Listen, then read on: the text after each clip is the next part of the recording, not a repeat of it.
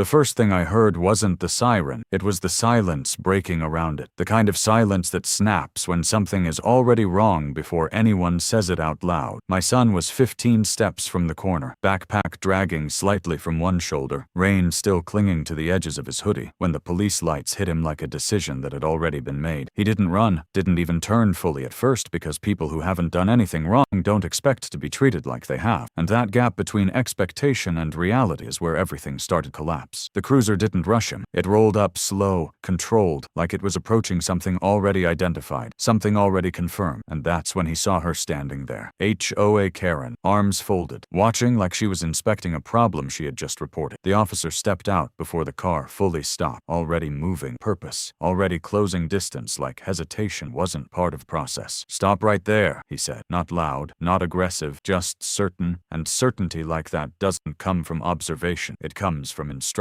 My son stopped. Of course he did. I taught him to stop. I taught him to keep his hands visible, to keep his voice steady, to answer clearly without escalate, to survive moments like this by not becoming what someone expects him to be. He followed every one of those rules, and it didn't matter. Before we move forward, drop a comment. Where are you watching from? HOA. Karen stepped closer, but not too close. Just enough to be seen. Just enough to anchor the situation without owning it directly. "That's him," she said, like she was confirming something already decided, like she wasn't the one who started. My son tried to speak, tried to explain in the same calm tone I drilled into him. "I live here. I'm just walking home." And the officer didn't respond to the words. He responded to the presence. "Turn around," he said, already reaching, already moving to complete something that didn't require verification is mine. The cuffs went on before the explanation ever finished forming. Cold metal locking around wrists that had done nothing but carry books home from school, tightening with that final click that tells you the situation has already moved past conversation. My son didn't resist. He didn't argue. He didn't raise his voice. He did everything right, and they still took him. That's the part people don't understand until they see it happen. Doing everything right doesn't protect you when the decision was made before you arrive. HOA Karen didn't react when they put him in the back of the car. She didn't flinch, didn't question, didn't step forward to clarify anything. She just watched. That's what control looks like when someone believes they're operating inside it. Not loud, not chaotic, quiet, certain, final. The cruiser door shut, sealing the moment, sealing him inside a situation he didn't create. And as the car pulled away, HOA Karen turned and walked back toward her house like she had just completed a task. I didn't hear about it from the police. That part matters more than anything else because it tells you exactly how this was framed from the start. I heard it from a neighbor, voice shaking in a way that didn't come from confusion, but from recognition. She knew what she was telling me wasn't right, and she knew it the moment she said it. "They took him," she said. Not question, not stop, took him. And that word doesn't leave room for interpretation. It lands and it stays. I didn't ask questions. I didn't need details. I already understood enough to know this wasn't a misunderstanding. This was a decision, and decisions like that come from somewhere. I moved immediate, not rushed, not panicked, just direct. Shoes on, jacket, keys, badge. Then I stopped for half a second. Not because I hesitated, but because I knew exactly what kind of moment this was. If I walked in there as a father first, I'd lose what I needed to do next. So I left the gun. I left the anger. I took the part of me that builds cases, not reactions, and I walked out the door. The drive to the station didn't feel long enough for what had already happened. Rain hit the windshield in uneven streaks, wipers dragging across it like they were trying to keep up with something already ahead of them. My hand stayed steady on the wheel, because losing control early is how you lose everything that comes after. By the time I pulled into the lot, I wasn't thinking about what happened anymore. I was thinking about what it meant. Inside, nobody greeted. Nobody needed to. I walked straight to the desk and said exactly what I needed to say. "I'm here for my son." No volume, no threat, just clarity. The officer behind the desk looked up, confused for a second, then cautious. Names exchanged. Recognition followed. Not of me as a person, but of what I represented. That shift is immediate when it happens, and I saw it in his eyes before he pointed me toward the holding area. I didn't wait for permission. Through the narrow window I saw him, my son, sitting in a plastic chair that wasn't meant for comfort. Shoulders pulled inward like he was trying to take up less space than he already did. Eyes red in a way that doesn't come from crying alone, but from holding it back. His hoodie was still damp. His hands rested on his knees, still controlled, like he was following instructions even now. That posture doesn't come naturally. That posture is learned. I walked in slow, not because I didn't want to get to him, but because I needed to see everything before I said anything. The room, the file, the officers, the environment, all of it mattered. I sat across from him and didn't speak right away. I didn't ask what happened. I already knew enough. What I needed was confirmation, and confirmation doesn't come from questions. It comes from observation. I reached for the file, opened it, read it once, then again. Suspect suspected loitering, refusal to identify, passive resistance, words that exist to justify action after it's already taken, not before. My grip tightened just enough to crease the paper, not enough to tear it. Not yet. An officer spoke behind me, young, careful, trying to explain something that didn't have a clean explanation. Someone from the HOA called, she said. Said there was a suspicious individual, wouldn't identify themselves, just insisted. That word again, insisted. I turned slowly, not to confront, but to confirm. HOA, I repeated. She nodded. And that was it. That was the moment everything aligned. Not escalated, aligned. Because once I knew where it started, I knew exactly where it ended. And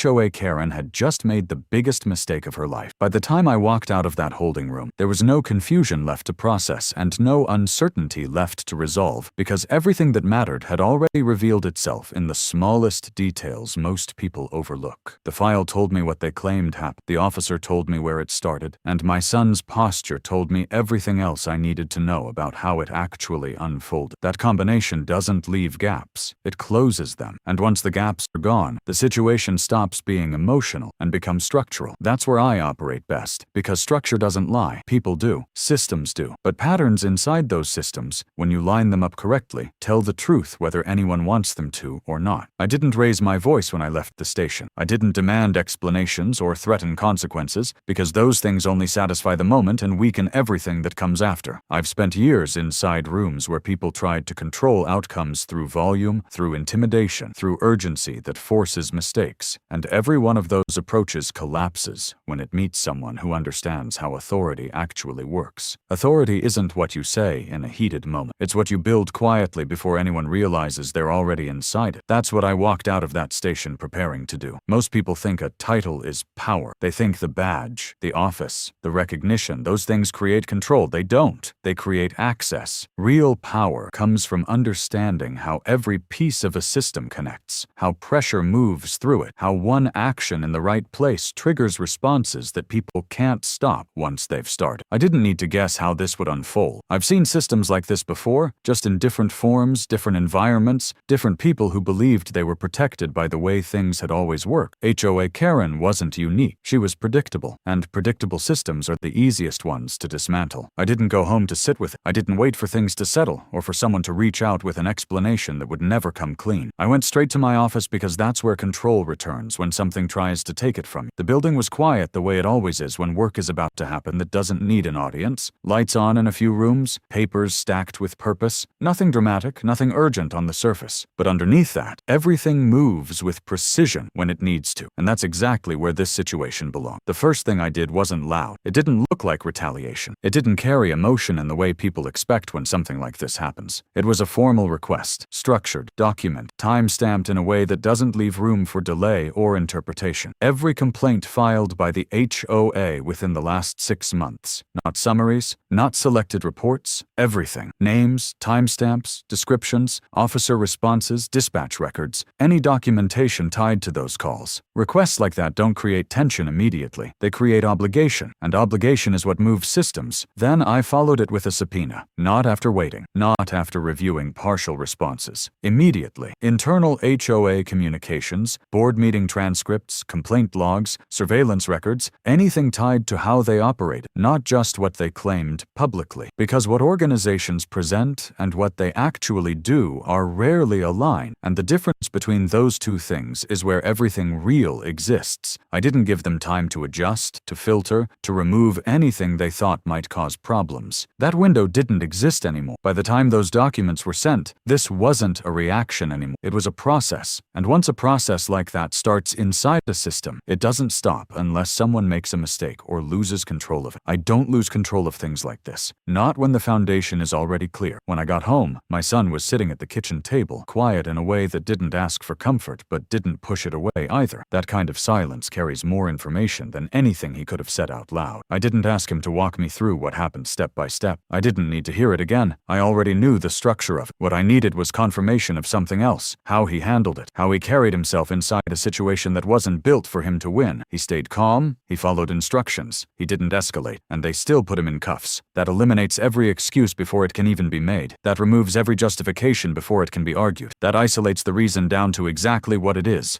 not what someone will try to say it was later. And once the reason is isolated like that, everything becomes simpler. Not easier, but clearer. And clarity authority is what wins cases like this, not emotion. I didn't promise him anything dramatic. I didn't tell him I was going to fix it, or that everything would be handled quickly. I told him one thing, and I made sure he understood it without needing me to repeat it. This doesn't end here. Not loud, not forceful, just certain. Because certainty is what replaces doubt when it's delivered correctly. And I needed him to understand that what happened to him wasn't something he had to carry alone. That night didn't slow anything down. It accelerated everything. While most people would have tried to process what happened, I was already building what came next. Requests had been received. Timelines had started. Systems had been engaged in ways that don't reverse themselves once they're in motion. Every hour that passed wasn't time lost. It was pressure building in places that hadn't been touched before. Morning didn't change the direction of anything. It just made the environment visible again. The same houses, the same sidewalks, the same carefully maintained appearance of order that had allowed something like this to happen without interruption. And across the street, exactly where it had been before, sat the white SUV with the HOA logo, parked still, watching, not moving, because people like HOA Karen believe that presence alone is enough to maintain control. I didn't acknowledge it the way she expected. No confrontation, no direct reaction. That would have given her something to respond to, something to work with. Instead, I set my coffee down, pulled out my tablet, and started recording. Every angle, every detail, license plate, positioning, duration. Not because it mattered in that moment, but because everything matters later when you build it correctly. Then I walked, not rushed, not tense, deliberate, around the block, past the same houses, past the same silence, past the same system that had allowed her to believe she could decide who belonged and who didn't. This wasn't revenge. It wasn't confrontation. It was documentation. And documentation turns moments into evidence. By the time I got back, the system had already started responding. Not publicly, not loudly, but internally, where everything that matters actually begins. Requests were being processed. Records were being pulled. People who hadn't expected to be part of this were already being drawn into it, without realizing how far it would go. And HOA Karen still thought she was in control. By the time the first batch of records came back, it was already obvious this wasn't about one call, one decision, or one moment that got out of hand. It was something that had been built slowly, quietly, layered over time, until it became routine for the people inside it and invisible to the people outside. That's how systems like this survive. They don't start extreme. They start small, controlled, justifiable, and then they repeat until repetition replaces scrutiny. What I was looking at wasn't a mistake. It was a pattern that had been running long enough to feel normal to the people who created it. The complaints read clean at first glance. That's what made them effective. Each one structured in a way that sounded reasonable when isolated. Suspicious individual walking without clear purpose. Unfamiliar presence near residential property. Refusal to provide identification. Words that don't accuse directly, but suggest enough to trigger response. On their own, they don't raise alarms. They create them. That distinction is where HOA Karen built her control. She didn't need authority. She needed influence over the people who did have it. When I laid them out side by side, the structure revealed itself immediately. Same language patterns repeated across different reports. Same timing windows. Late afternoon, early evening. The exact hours when kids walk home from school. When presence is visible. When movement can be observed and questioned without needing to justify why. That wasn't coincidence. That was selection. Someone was watching. Not casually, not randomly, but consistently enough to know when to act. The names on the complaints shifted, but the voice behind them didn't. You could see it in the phrasing. Slight variations in wording, but identical structure. Identical escalation points. Identical conclusions. That doesn't happen when multiple people are independently reporting concerns. That happens when someone sets the tone and others follow. HOA Karen didn't just participate in the system. She shaped it. Every message, every suggestion, every directive carried her influence even when her name wasn't attached directly. Internal communications made that even clearer. Emails between board members didn't read like debates or disagreements. They read like alignment. Concerns raised quietly, then refined, then escalated in ways that felt controlled and intentional. We need to stay proactive. We can't let standards slip. It's better to address these things early. Those phrases weren't instructions. They were signals. And once those signals are understood, they don't need to be repeated loudly. They move through the system naturally. That's how HOA Karen maintained control without ever needing to enforce anything herself. She didn't arrest anyone. She didn't detain anyone. She didn't confront directly. She initiated. She guided. She insisted. That word showed up everywhere. Insisted that something be checked. Insisted that someone be questioned. Insisted that action be taken. Insistence doesn't sound aggressive on paper, but it carries pressure when it's directed at the right place. And she knew exactly where to apply it. The dispatch records confirmed the effect. Calls from the HOA weren't treated like background noise. They weren't delayed or deprioritized. They were acted on quickly, sometimes immediately, which told me everything about how those calls were being framed before they reached anyone responsible for responding. Urgency doesn't come from a kid walking home. It comes from how that situation is described, how it's escalated before anyone else even sees it. Body cam footage filled in the rest. Officers approaching individuals who clearly weren't doing anything that required intervention, but already carrying a tone that leaned toward suspicion. Not aggressive, not confrontational, but already positioned on one side of the situation before a single answer was given. That doesn't come from observation. That comes from instruction, and that instruction started long before they arrived on scene. The most revealing part wasn't what the HOA said about the people they target. It was how they described themselves. Responsible, proactive, necessary. Those words appeared over and over again in communications, meeting notes, internal discussions. They weren't trying to hide what they were doing. They were justifying it in a way that allowed them to continue without questioning themselves. That's the most dangerous version of control, the kind that doesn't feel like control to the people using it. Then came the surveillance layer. Not official, not documented as a formal program, but present. Patterns of observation recorded in complaint logs, times, locations, repeated references to specific areas, specific routes, specific individuals appearing more than once. Not detailed enough to call tracking, but consistent enough to prove monitoring. And once monitoring exists without cause, it stops being about safety and becomes about control. Families started connecting their experiences as the records expanded. Stories that had been dismissed as isolated discomfort suddenly aligned with what was being uncovered. A boy followed home by a slow-moving vehicle that never identified itself. A girl questioned twice in the same week for walking the same route. A father asked to explain his presence in front of his own house. None of those incidents escalate. None resulted in arrests. But all of them carried the same message. You are being evaluated, and that evaluation is not in your control. That's how Hoakaren's system operates. Not through force, but through repetition. Not through authority, but through influence. She created enough pressure to trigger response, enough consistency to normalize it, enough justification to keep it moving, and the people around her didn't see it as abuse. They saw it as maintenance, protection, order, until it went too far, until it crossed a line that couldn't be explained away as concern, until my son ended up in cuffs. That's the moment the system stopped being invisible. And once something like that becomes visible, it doesn't stay in control for long. By the time the second wave of documents hit my desk, the story had already stopped being something anyone could spin, soften, or redirect, because once you have volume, sequence, and consistency aligned, the truth doesn't need to be argued anymore. It just needs to be organized. I didn't rush through what came in. I slowed down. That's the part most people get wrong. They think speed wins. It doesn't. Precision wins. And precision only comes when you take the time to see exactly how every piece fits before you move anything forward. I started with the timeline, not because it was the most dramatic part, but because it was the most honest. Dates don't lie when they're placed correctly. Times don't shift when they're aligned properly. And once I layered the complaints, dispatch records, and body cam references together, the structure revealed itself without needing interpretation. Calls clustered around specific hours, almost exclusively when kids were walking home, when visibility was high and presence could be questioned without resistance. That wasn't random, that was calculated. The language tightened next. I ran every complaint through comparison, not just looking for repetition, but for evolution. And that's where Hoakaren's influence became undeniable. Early reports were rough, inconsistent, loosely framed, but as time went on, they sharpened. The wording became more neutral on the surface, more structured, more refined. Suspicious activity replaced unfamiliar person. Refusal to identify replaced didn't answer questions. Passive resistance replaced didn't cooperate. Those aren't accidental changes. Those are adjustments made by someone who understands how to present something in a way that justifies action without triggering scrutiny. That's not concern. That's strategy. I cross-referenced those complaints with dispatch response times, and the pattern held. HOA calls weren't treated like background noise. They were escalated fast, sometimes faster than calls that actually involved confirmed issues. That told me everything I needed to know about how those situations were being framed before officers even arrived. You don't get that kind of response without pushing the right language into the system at the right moment. Then, I moved to the footage. Not all of it, just enough. Enough to confirm tone, approach, positioning, officers stepping out of vehicles already leaning toward suspicion, not observation, already expecting resistance silence instead of neutrality. That doesn't happen by accident. That happens when the situation is presented in a way that guides their response before they even see it. I pulled call logs next. Not personal records. Operational ones. Frequency, duration, repetition. Same numbers calling repeatedly. Same time windows. Same escalation patterns. It wasn't scattered. It was consistent. That's what turns something from possibility into proof. Because once consistency is established, intent follows naturally. But I didn't stop there. I brought in an independent civil rights investigator, not because I needed confirmation, because I needed verification that didn't carry my name on it. Someone who had no stake in the outcome, no connection to my office, no reason to lean one way or the other. They reviewed everything, every complaint, every report, every clip, every record. And when they came back with their findings, it wasn't emotional. It wasn't dramatic. It was clean. The HOA had engaged in a pattern of behavior that disproportionately targeted individuals based on presence rather than action. The language used in complaints consistently escalated perception without evidence. The frequency of calls indicated ongoing monitoring, not isolated concern. That's how it was written. No exaggeration, no interpretation, just fact. And once something like that exists on record, it stops belonging to one person's argument. It becomes something that stands on its own. That's when more people came forward. Not because they suddenly had something to say, because now they had something to connect it to. A mother whose son had been followed home by a slow-moving vehicle that never identified itself. A teenage girl stopped twice in the same week for walking her dog. A father questioned in front of his own house because someone reported an unfamiliar adult. None of those moments had escalated far enough to demand attention at the time, but now,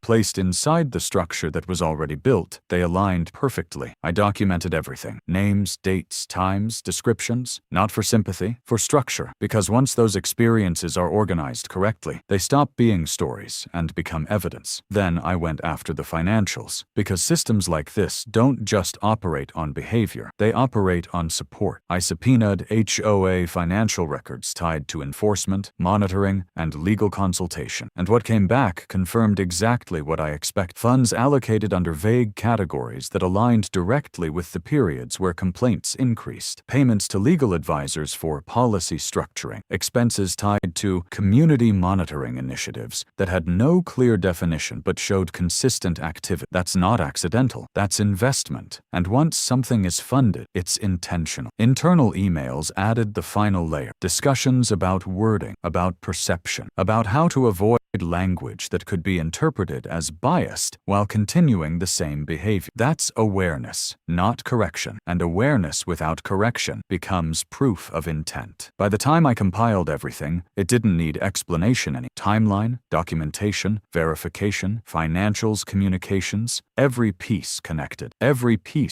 reinforced the others. It didn't rely on interpretation. It presented itself. That's when I knew it was ready. Not to argue, to present. Because once something reaches that level of clarity, it doesn't need force. It carries its own weight. And HOA Karen had already built the case against herself. All I did was make it impossible to ignore. The room was already at capacity before I even stepped inside, and that told me everything I needed to know about how far this had spread without a single public word from me. People don't pack a chamber like that for speculation. They show up when something has already shifted, when the ground beneath a situation has started to move, and they can feel it even if they don't fully understand it yet. Cameras were already raised, reporters positioned like they knew this wasn't going to be routine, and the air carried that quiet tension that only exists when a truth is about to be made permanent. I didn't acknowledge any of it. I didn't look for reactions. I didn't scan for faces. Because once you start reading the room, you lose control of it. And I had no intention of letting that happen. I stepped forward and removed everything unnecessary from the moment. No build-up, no introduction, no wasted movement, just presence and structure. I placed the tablet down in front of me, not slowly, not dramatically, just enough to make it clear that everything about to happen had already been decided long before anyone in that room took a seat. Then I spoke. Good evening. That was it. No expansion, no adjustment. Because the words that followed weren't going to rely on tone, the screen behind me came to life without hesitation. The first image appeared. My son. Hands restrained, clothes damp, eyes fixed in that space between confusion and realization where everything changes all at once. I didn't narrate it. I didn't explain. I let it sit there long enough for everyone in that room to understand exactly what they were looking at without needing me to guide them. Then I spoke again. This is what was reported as suspicious. No emphasis, no anger, just fact. The next slide replaced it. Data. 6 months of HOA complaints structured in a way that didn't require interpretation. Numbers aligned with precision. Percentages that spoke without needing explanation. Nearly 90% targeting teenagers. Over 70% targeting Black and Latino individuals. I didn't expand on it. I didn't soften it. I pointed. This is what pattern looks like. The room shifted, not loudly, not dramatically, but enough, because numbers removed doubt. The third slide appeared. Video. Grainy. Clear enough. Hoakaren's voice carried through the speakers exactly as she had said it. Follow that kid. He doesn't belong here. No distortion. No edits. Just truth replayed. The camera tracked a teenager walk, backpack, hoodie, nothing else. That kid, I said steady, is my son. The words didn't rise. They landed. And he is not a criminal. The silence that followed wasn't empty. It was heavy, because what came next needed space. The problem isn't what he did. Pause. The problem is what you decided he was. No one moved. No one spoke. The problem is a system that allowed that decision to become action. I didn't look at HOA Karen. I didn't need to. The problem is what happens when authority operates without accountability. The silence held for half a second long. Then it broke. Not gradually. All at once. Applause didn't build. It hit. Voices followed. Not coordinated. Not controlled. People stood. Some shouting. Some clapping. Some reacting because the moment forced them to. I didn't acknowledge it. Didn't respond. Because I hadn't come for agreement. I came for record. Chip stepped forward next. No build-up, no transition. He delivered exactly what mattered. A formal complaint requesting a full financial audit of the HOA. Every dollar, every allocation, every action tied to enforcement. Not suggested. File. That's when HOA Karen stood. Too fast, too late. This is being taken out of... She didn't finish. Because Hartwell stood behind her. Quiet. Measured. The same man who had watched everything unfold without stepping forward until it mattered. I move, he said calmly, that any HOA response be suspended pending investigation. No hesitation. All in favor. Hands went up. Immediately. No discussion. No delay. The motion carried before she could find another word. In front of everyone. In front of cameras. In a room that had already seen everything it needed to see. She sat down. And nothing followed. No argument. No defense. No recovery. Because collapse doesn't always look like something breaking. Sometimes it looks like something losing support all at once. That afternoon, the investigation became official. Not internal. Not quiet. Public. Clear. The police department initiated review procedures. The officer who cuffed my son was placed on administrative leave. No explanation offered. None would have held. By the end of the week, HOA Karen resigned. Not under pressure, under exposure. Her statement didn't mention what happened. It didn't need to. The timing said everything. But I wasn't finished. Because what had been exposed wasn't limited to one moment. I filed the lawsuit. 11 families, each carrying the same pattern. Different days, different details, same structure, profiling, surveillance, pressure. Presented together, they didn't look like stories. They looked like evidence. The court didn't take long. There wasn't much to debate. The evidence wasn't circumstantial. It was structured, documented, verified. The ruling came clean, direct. The HOA had engaged in discriminatory enforcement. They had created an environment where presence was treated as suspicion. Damages were awarded. Funds redirect. Policies rewritten. Police response protocols changed. Verification required before action. Bias training mandated. Not suggested. Required. The decision didn't need noise. It landed. And once it landed, it didn't move. HOA Karen wasn't there when it happened. She didn't speak. She didn't respond. She didn't argue. Because by that point, there was nothing left to argue. After the ruling, most people expected things to slow down. Expected the outcome to settle into something that felt like closure. Something clean enough to walk away from without looking back. That's how most conflicts end. A decision is made, consequences are assigned, and everyone involved pretends the system that allowed it to happen has already corrected itself. That assumption is where systems rebuild. Not loud, not immediate, but quiet underneath the surface. Adjusting just enough to continue operating without drawing attention again. I wasn't interested in watching that happen. The case was won. The structure wasn't finished. That distinction mattered more than anything that came before it, because winning a moment doesn't fix a system. It exposes it. And once something is exposed, the next step isn't to celebrate. It's to make sure it can't reassemble itself in a different form. The subpoenas didn't stop. The requests didn't pause. Everything that had already been set in motion kept moving, not because it needed to prove anything else, but because it needed to complete the picture. What had been presented in court was enough to establish liability, enough to secure the ruling, but it wasn't everything. It was the portion that mattered most in that moment. I wanted the rest. The deeper records came in layers. Older complaint logs, archived communications, meeting notes that hadn't been part of the original disclosure, and what they revealed wasn't new behavior. It was earlier versions of the same behavior, less refined, less structured, but already moving in the same direction HOA Karen would later perfect. That's how systems like this evolve. They don't appear fully formed. They build, adjustment after adjustment, iteration after iteration. What I was looking at wasn't a sudden misuse of authority. It was was a progression, and progression establishes knowledge. I brought in additional analysts, not from my office. External, independent, people who specialized in identifying institutional patterns across time, not just isolated misconduct. They mapped everything: frequency, language shifts, target demographics, response outcomes. They didn't interpret it emotionally. They didn't frame it dramatically. They document, and the conclusion didn't change. The system had been targeting specific groups consistently, not every day, not every instance, but consistently enough to prove intent. That's where accountability expands. Because once intent is established across time, it stops being about one person's decision. It becomes about the structure that allowed it to continue. The financial audit reached its full scope at the same time. What started as a review turned into something broader once the records were traced completely. Funds that had been allocated under vague categories were now tied directly to actions. Legal consultations connected to enforcement strategies. Payments for community monitoring that aligned perfectly with complaint spikes. Retainers for attorneys who had advised on how to structure reports in ways that would avoid liability while still triggering response. That's not reaction. That's planning. And planning carries responsibility that can't be separated from outcome. The findings didn't need interpretation. They showed that HOA resources had been used to support targeted enforcement without full board authorization. That shifted everything. Because now it wasn't just behavioral misconduct. It was misuse of collective funds. And misuse of funds carries consequences that extend beyond individuals. The HOA itself was forced to change. Not superficially, structurally. Board positions were reevaluated, oversight requirements implemented, financial transparency mandated in a way that didn't leave room for interpretation. Every action tied to enforcement now required documentation, approval, and review beyond a single individual's influence. That's how you remove control without destroying the organization itself. You take away its ability to operate unchecked. At the same time, the legislative process moved forward. Zach's law. It didn't pass quickly. It didn't pass quietly. It moved through resistance, through debate, through revision. But every challenge it faced ran into the same problem. The evidence already existed. Every argument against it had to address what had happened. And what had happened was already proven. That's what made it whole, not the language, the foundation. The law didn't remove authority. It defined. HOAs could no longer initiate enforcement actions tied to civil liberties without oversight. Anonymous complaints required verification. Private patrols without regulation were eliminated. Documentation became mandatory for every action, not suggested, required. That's how you close the gaps systems use to operate unchecked. Resistance didn't disappear. It changed form. Emails turned into messages without names.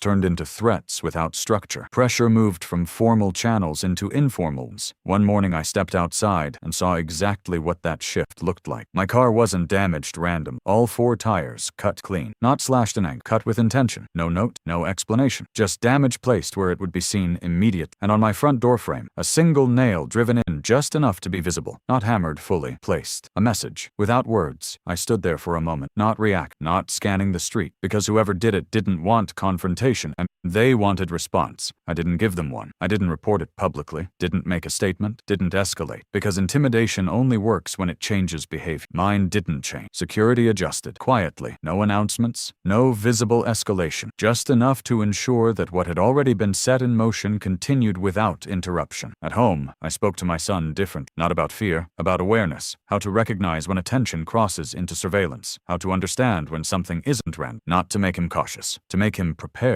Because this had never been about one moment. It had never been about one arrest. It had always been about a structure that operated quietly until it was forced into the open. And now that it was open, it couldn't go back. The final step wasn't legal. It wasn't administrative. It was direct. I stepped in front of cameras outside the courthouse. No notes. Prepared state. No framing. Just clarity. If you believe a child's presence is enough to justify suspicion, I said, steady. You shouldn't be in a position of authority. No emphasis. No pause. If you think your role allows you to decide who belongs based on perception, understand this clearly. The cameras stayed fixed. The law doesn't protect that. A brief moment. It stops it. I stepped back. No closing. No expansion. Because nothing else was needed. The system had already been corrected. The structure had already been changed. And Hoakaren was already done. A month later, nothing announced itself as different. And that was exactly how I knew everything had changed. There were no statements, no reassurances, no visible effort to show that the situation had been correct. The streets looked the same. The houses stood the same. The sidewalks curved through the neighborhood the same way they always had. But the pressure that used to sit underneath all of it, the quiet tension that turned normal movement into something that could be questioned, was gone. Not erased from memory, not forgotten, but removed from the way people moved through that space. That kind of shift doesn't come from words. It comes from consequence that holds. The patrol vehicles never came back. Not reduced, not replaced, gone. No quiet substitutions, no rebranded versions. The absence stayed long enough that it stopped being noticeable and became normal. And once something like that becomes normal, it doesn't return without resistance. The space that used to be monitored didn't feel watched anymore. It felt open in a way that didn't require permission to exist inside it. Board members stepped down quietly, not together, not announced. One at a time. Names removed from positions that no longer carried the same authority they once did. The structure that had supported HOA Karen didn't collapse in a single moment. It thinned until it couldn't hold the same shape anymore. New rules replaced assumptions. Oversight replaced discretion. Every action that once moved quickly now required